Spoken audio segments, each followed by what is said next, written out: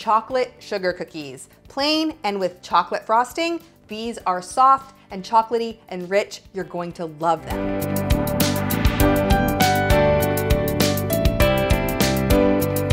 Hey everyone, it's Dorothy with crazyforcrust.com and welcome back to my kitchen. I created this recipe because I just love chocolate and I love sugar cookies, so I married them together and these are perfect. For more delicious desserts and easy recipes, be sure to subscribe to my channel. Now let's get in the kitchen.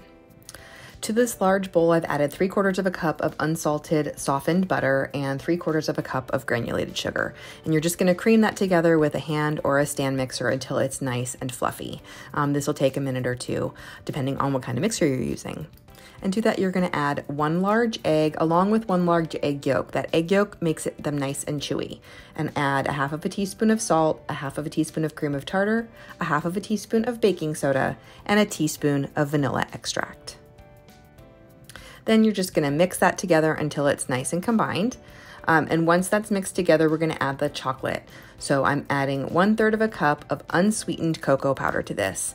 This recipe has not been tested with Dutch processed cocoa, but it should work just fine. Otherwise, just use regular unsweetened cocoa powder. Mix that together, and then we're adding in the flour, which is 1 3/4 cups of all-purpose flour. Be sure that you're measuring this correctly. Spoon and level it, don't scoop it. You don't wanna add too much flour to this. Mix that together until it's nice and combined. And once you have a nice cookie dough mixture, it's time to scoop your cookies. When I'm scooping these, I'm gonna use a cookie scoop, a 2 tablespoon, but you could also make them smaller with a 1 tablespoon. You get to choose your own adventure with these cookies. If you want to leave them plain, you can just roll them in some sugar and bake them. If you want to frost them, you can roll them in sugar and bake them, but you can skip that step if you want and just scoop and bake these and then frost them with a glorious chocolate frosting. Let's make that now.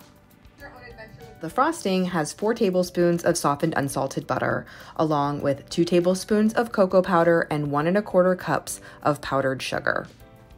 Now you're gonna start mixing that together with a hand or a stand mixer until it's really crumbly. Now, if you're using a hand mixer, this is gonna be pretty crumbly. It'll mix together a little bit smoother if you're using a stand mixer. Now, I also added 1/8 of a teaspoon of salt to that, just to add a little bit of saltiness to the frosting. It cuts down on the sweetness.